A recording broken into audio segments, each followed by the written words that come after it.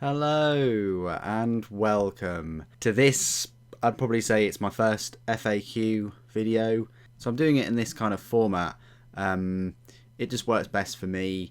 I'll have some sort of video running in the background. It will probably be of some models that I've painted a while back, and I want to give you an FAQ video every month. I've decided to do that, and I want to give it to you on a specific day. Middle of every month, I'm going to say, probably around the 13th. I will answer your questions. I'll talk about the upcoming releases, the last month's previous releases, all kinds of things. So thank you for joining me this evening, or whenever you're watching it. This is like a follow-on from the I Am a Wargamer video response that was sort of middle of last year. But I want to keep this as a regular thing. So obviously there's the Warhammer Wednesday videos, there's these FAQ videos, and then there's the monthly White Dwarf first looks, and also the Warhammer Legends, as well as other bits and pieces. I'm still carrying on with my refreshes of the watches and the knives and the flashlights. That's still going ahead, and motorcycle videos. The 2017 is going to be a great year for motorcycling, and a lot of nice new bikes coming out, of which I'll try and get reviews or first rides, things like that. So the first question that I have on the video was, before you owned your first knife, what did you use to open any of your parcels? That's a good one. Well, I've always had a knife, that's the thing. Ever since I was born. No, ever since I can remember. I remember probably when I was about 5 or 6 having a little Swiss Army knife. Obviously when I was at school and I was a teenager and things, I didn't really have a knife. Knives weren't really that important to me, and I just used anything that was available. I mainly teared open items. I probably used rusty pairs of scissors. I wasn't that fussed. But obviously when you buy a few knives and you get sort of bitten by them, and you start a collection, you then eventually have a nice choice to use. But usually it's just the knife that's on me, unless I'm doing a special unboxing, then I'll pick out a special knife or something. Okay, so I've got another question. So the next question: if you were in Catachan for 5 minutes, what knife would you choose to take with you? Crikey, Catachan.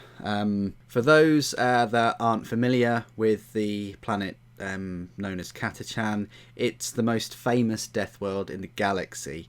It's located in the Ultima Segmentum, and it's basically covered in dense jungle.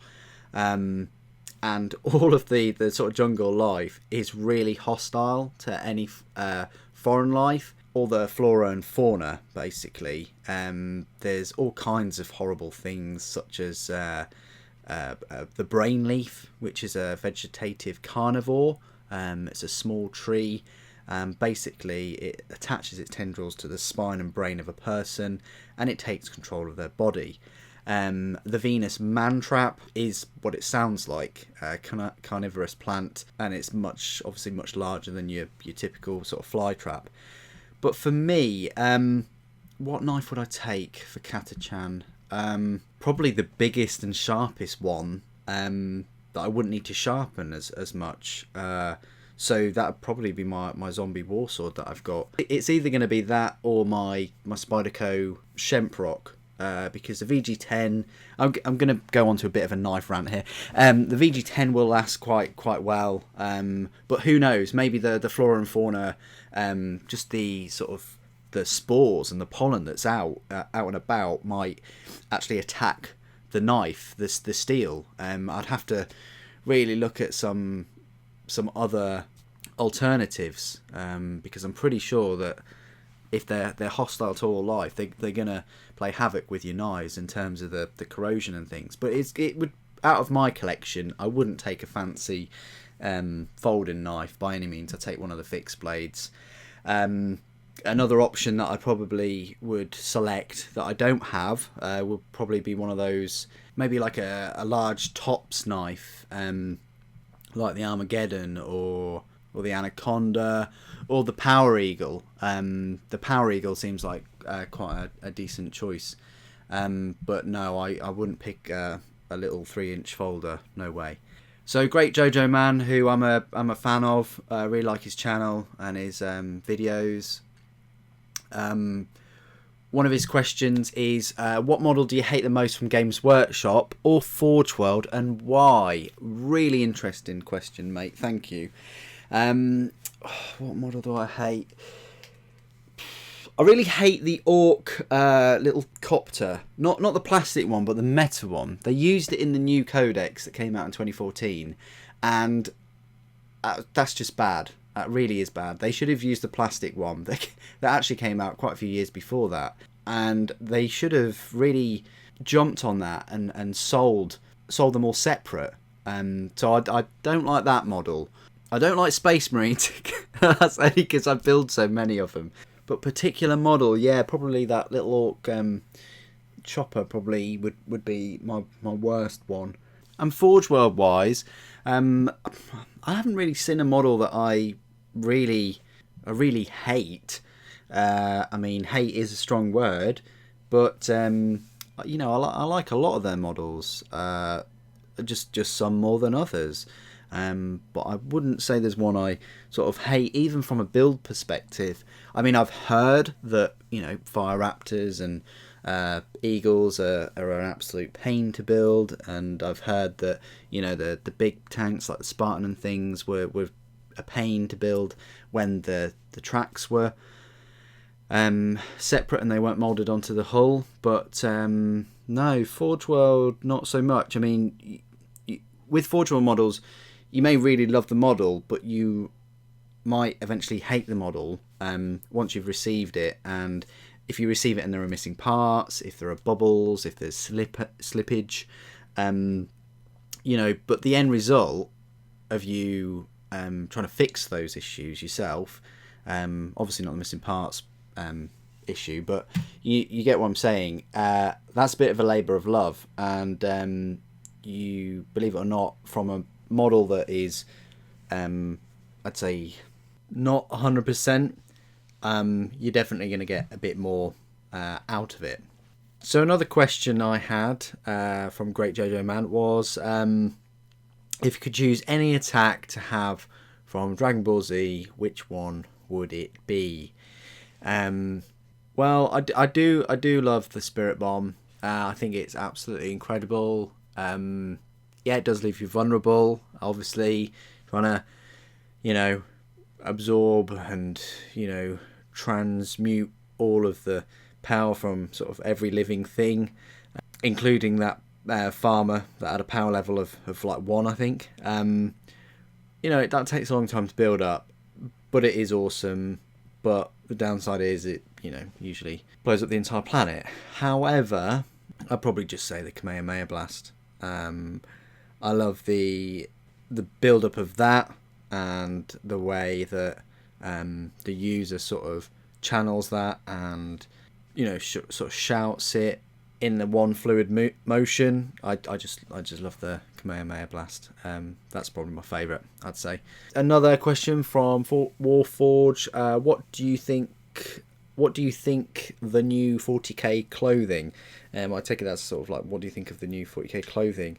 One of my friends bought a hoodie, and it's been worn, and it, you know, obviously works, and there's no real issues. Obviously, it is sort of quite pricey, not you know, sort of designer pricey, but you know, if you like 40k and you like specific army and things, yeah, go for it. You know, it looks quite decent. What hobbies do you pursue? Well, obviously, hobby is, you know, Warhammer, specifically 40k and Horus Heresy. But I mainly like the building and the collecting. I wouldn't say, I'm not a hoarder, so I wouldn't say I'd just buy lots of models and have them in boxes and things. Not that there's anything wrong with that, but for me anyway, I don't sort of own a model unless I've at least built it. And once I've built it in my head, it's become part of my collection. Sometimes I'll spray them quite early on in the process. Sometimes I'll just sometimes I'll just paint them a little bit, some basic colours or something. So that's one hobby. Another hobby, knife collecting. In my eyes, I view that as a hobby because you really need to read up on sort of blade steels, edges. If you've got lots of knives, there's different ways you can sharpen them, different sort of edges, the handle scales, the materials used, the shapes of the handles. There's thousands, if not millions, of knives out there in the world, all with different blades, blade steel, shapes, you name it. That is a bit of a hobby of mine, collecting knives, reading up on them, all the rest of it. Also, motorcycling was a huge hobby of mine. I motorcycle in all weathers. I've got 2 bikes. I've got it's on my channel anyway, Honda CBR 600RR, and I think she's now done 13,000 miles. I bought her brand new, and I have a BMW S1000R. I bought her second hand. I think she's like a year or 2 old, but in a lovely sort of midnight blue colour. But that's sort of the new model, if that makes sense. So yeah, they're my main hobbies. I wouldn't classify sort of going to the gym and picking things up and putting them back down again as a hobby. Yes, it's something I do, but that's more of a sort of a fitness thing. I swim every week. I also run. I go and do sort of like park runs and things like that. But I wouldn't really classify them as hobby. I know that some people, running is their hobby, so they'll run every day or every other day. And for them that is their hobby, and that's absolutely fine. But for me, I just wouldn't class that as a hobby of my own. I'm also a huge gamer, big video gamer, have been ever since I was a child. I've been into video games ever since like the first Game Boy, Mega Drive. I sort of grew up in that sort of era. Everything from Sonic through to Mario, you name it. I've got hundreds and hundreds of video games. I'd love to do a video game collection at some point, and I probably will show that this year. But yeah, really into my games, preferably console gaming, just because I've got a really nice setup for it. And YouTube, I'd probably say YouTube is one of my biggest hobbies. That's everything from watching videos, watching reviews, making the videos, doing this kind of thing. It's not a job. The AdSense or any kind of money you get around from YouTube, anybody that does YouTube will know it's just hardly anything at all, and certainly doesn't pay for the hobby, certainly doesn't pay for funding a channel, really. I mean, if you've got a decent phone and you've got some Warhammer, you could just start making videos.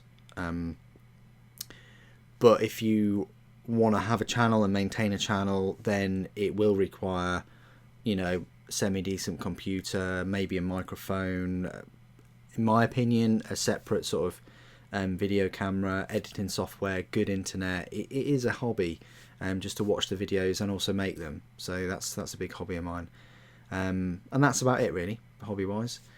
Got another question here from Fancy Llamas. Excellent name, sir. Where do you think a person trying to get into Warhammer 40k should start? Personally, working at Games Workshop, I'd say just go into your local Games Workshop, because having to sort of look through the whole online store can be very daunting, and also watching YouTube videos that aren't basic, that go into depth about some armies, can also be overwhelming too. But going into a store and saying that you're new to Warhammer, new to Warhammer 40k, they should, and that's what they're getting paid for, they should be able to talk you through it and introduce you to some of the armies and things. But it is a lot to take in, just the amount of armies and the variation of models. It might take you a few days or a couple of weeks before you decide on picking models. When I first started, when I was a child, I really like the look of Space Marines, and that's because my mate had Space Marines, and it just progressed from there. And then another mate had some Eldar, liked Eldar, and so on. But 40k, in my opinion, I think just have a look at all the armies, and whichever army you like the look of, just go with it, because those are gonna be the models that you're gonna build and paint a lot of. And another tip is try and sort of build and paint things before you buy the next thing. That might mean that there's going to be long periods where you don't have anything new that's sat there, but it will pay off in the long run, believe me. There you go. Will you be doing any tutorial videos, e.g. magnetizing, painting? I'm definitely going to be doing painting tutorials this year. The people of the channel have been very kind, and I've had a lot of nice feedback regarding my painting. I'm not the best painter in the world. I think I do highlights and shadowing and some fine detail, and I spend a long time on models, but I don't do like I don't double load my brush and go into sort of the super complicated steps and things that like painting Buddha does or anything like that. Nowhere near Golden Demon or anything like that. For me, I'd just rather sort of get a model, build it quickly, paint it eventually, but paint it to a good standard, tabletop worthy, or even sort of a little bit better than that. Magnetizing, I will do a magnetizing tutorial on a model, but usually I will, and in addition, if I've magnetized a model, I'll show you where I've magnetized it, what sort of size magnets I've used and things like that. But I definitely want to do more tutorials on the channel, so stay tuned for them. James Proctor asks, do you think you will ever do battle reports with fans in the future? By the way, love your vids, and you are the one who got I think he means me, into 40k. Thanks, James, that's great. Whenever I get feedback like that saying that I've helped people get into 40k, or I've introduced them to it and things, it means so much to me. I really appreciate it. Any sort of positive feedback and suggestions for the channel, I really do appreciate, so thank you. Yeah, I'd love to do battle reports. My sort of real life friends live a fair distance away from me, and that's the only thing that's tying me back. Definitely suggest you check out sort of other channels that have bat reps, but yeah, definitely up for more battle reports and things like that. Rhino Rawan asks, my question is, have you ever looked into Fake World, and what is your opinion on it? I have Forge World items, and seeing people with the same product at a super low cost of the same quality can tick me off. What would be your views this issue? Well, my views are just don't do it. It seems like a good idea, but what you're doing is you're funding the sort of fake market.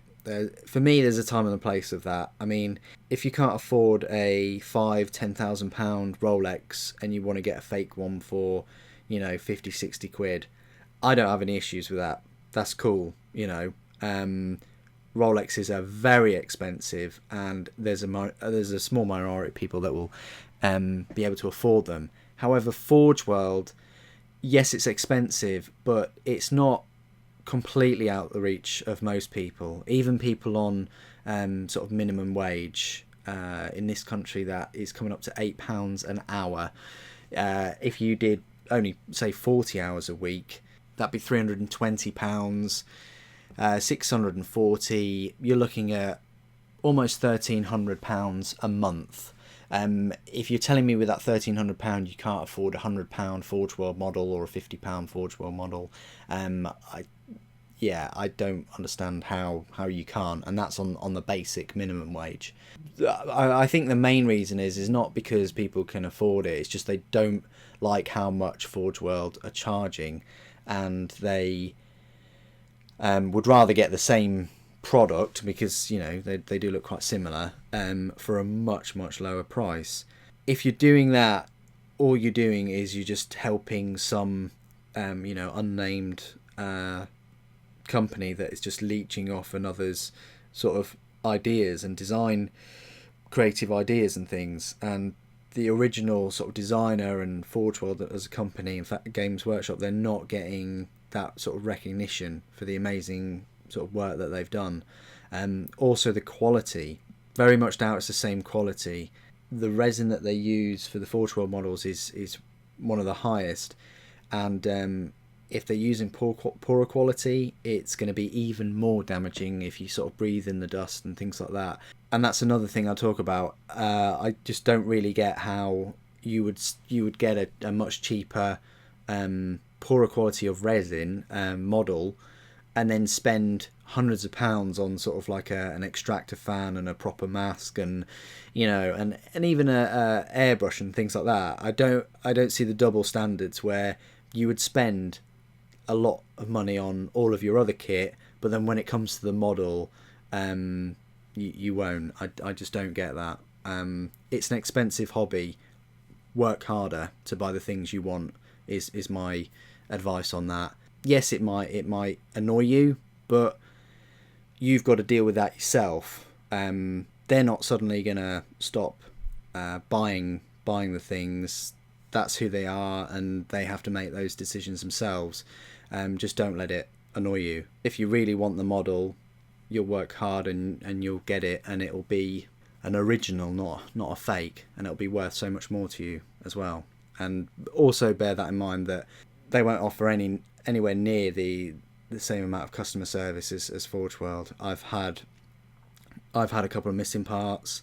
I've had parts that are sort of broken, and I've emailed them, and I've got the replacement part in a couple of days. You just don't get that from the fakes. Right, so Des Cyrus asked, what colours did you use for the gold parts? Well, I sort of went through that in my Warlord Titan update video.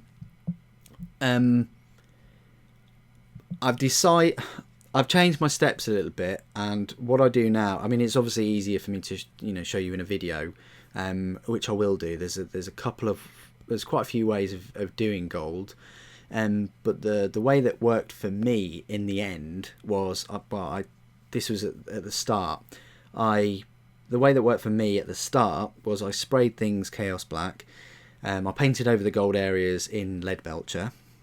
Then I painted over them in Balthazar Gold. Then I painted over them in Shining Gold. Then I washed them in Agrax Earthshade. Then I went over the edges and did some edge highlighting with Auric Armour. And then I painted the bolts Runefang Steel. And then finally gave the bolts a little bit of a wash with Agrax Earthshade again. So quite a lot of steps. Recently what I've been doing is spraying sort of armour parts Leadbelcher with the Leadbelcher spray from Games Workshop. Then I've been painting Balthazar again, which is nice, good sort of warm base colour for it. Then I've actually been using Forge World's Thalax Gold, and I've had sort of similar results with it. Comes in a bigger pot too, but it is slightly brighter than Shining Gold, and it's slightly thinner, so you quite possibly need to put 2 coats over it, and then the rest of the steps are the same. So that's how I do the gold, but I'll show it in a video at some point. Tabletop Warzone, I love his channel as well. He asked, what is the motorcycle that you would really like to have, car or bike? Is there another game system that you're interested in, or just 40k? I'll answer the first question. best bike I probably would like sports bike, super sports bike that comes close to a sort of track bike would be the Honda RC 213 VS. It's not cheap though. One of those will set you back £137,000, but you probably want to spend a bit more and get the sports version of that, and then it'll give you the 215 horsepower. But the fact that it only weighs with the sports pack, it'd be 160 kilograms is just insane. That's for 215 horsepower, and 160 kilograms is just, in bike terms, that's just very, very light for the power that is available. And I'd like one because I think they only make them like 250 a year. And it's a similar case with like the Kawasaki H2R, which is another incredible bike. But that bike, it's got a lot of power and it's got a turbo on it for a motorbike, which is just insane. But that's quite a heavy bike. And I'd like a light bike that has a lot of power, that's as close to a race bike, because I don't think I'd ever want to just get on a race bike and go around a track. I think it'd just be too much. But that's the sort of bike I'd want. It looks quite nice too. So that's my answer to that. What car would I really like to have? Well, I really do like the popular favourites like the Bugattis and the Ferraris and things, but I'd probably play it down a bit and just go for an Aston Martin, just because they're just extremely well made and just sort of quite subtle as well. So it would be probably an Aston Martin. Another game system that you're interested in, or just 40k? Well, I unboxed quite a few game systems other than 40k, like the Horus Heresy ones and Pure Knight Renegade, the Genestealer Cult one, things like that. So I'm interested in all those. Age of Sigmar I would be interested in playing if I didn't have so many sort of models to sort of paint. PC or console gaming? For me, it's console gaming. I used to be a big PC gamer back in the day. But I sort of grew tired of having to upgrade things every few years and spending hundreds and hundreds on new kit.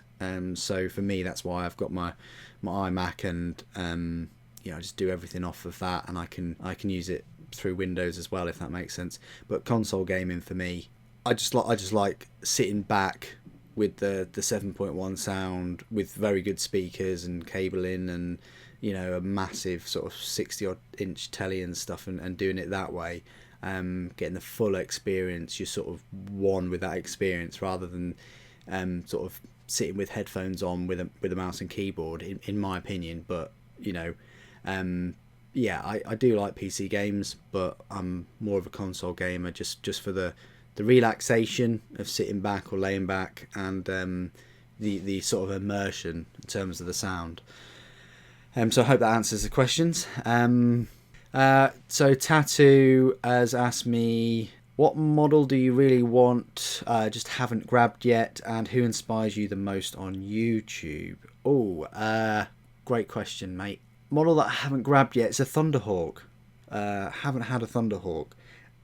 Why haven't I had it? Because it's an old model. It's been around longer than a Warhound Titan, and that came out in 2004. So it's 14 years old. It's a very old model, and I'm a bit intimidated by sort of any issues it might come with. It's an expensive model. They're now sort of 400 odd pounds. I remember when they were sort of like 370, now like 400 odd. It's not like the Stormbird, where it's a brand new model, CAD designed. I didn't have any issues. I didn't have to email or phone Forge World. It came, built it, or sort of built it in steps and painted some of it before I built the rest of it. So that's the model, and that's the reason. But there is another model which they haven't made yet. I'm assuming they will, and that would be the Emperor. Would really love to pick up the Emperor. I like my gold paint, and I'm pretty sure I could spend a lot of time on that model and do a good job. But there's there's one of those. So that's the model that they sort of haven't made, that I haven't picked up yet, if that sort of counts. And as the other part of that double-barreled question, who inspires me the most on YouTube? You'll find this as you watch your subscribed channels, that the people who inspire you may change with the times, with your interests, all the rest of it. There have been times when other sort of Warhammer YouTubers have inspired me. There's been times when motorcycle YouTubers have inspired me, and video game YouTubers have. It fluctuates, it variates for me. There's no sort of stagnant. I'm constantly changing, and my sources of inspiration change with me. That's quite deep, isn't it? But what I'm trying to say is, at the moment, the people that inspire me on YouTube is actually the subscribers and the people that watch all the videos and leave comments. Positive, creative, critical, you name it. That inspires me to keep going and to keep making the content. And because when I record these videos and do the collection videos and the unboxings and the reviews and the white dwarfs and things like that, when I do those videos, I just make them and I throw them out there, and I just hope that you guys enjoy them and you get something out of it. You get a little bit of knowledge that you hadn't before, or you didn't pick up that model, or you're going to pick up the model, and you just want some extra information. You want a more of a look at the model or the bike even, or whatever it is. So at the moment it's the people that watch the videos and leave comments and things like that. They're the people that inspire me the most on YouTube. And that was the final sort of question. And that's all I've got time for this month's FAQ video. Thank you ever so much for joining me today. Thank you for watching. The Emperor Protects.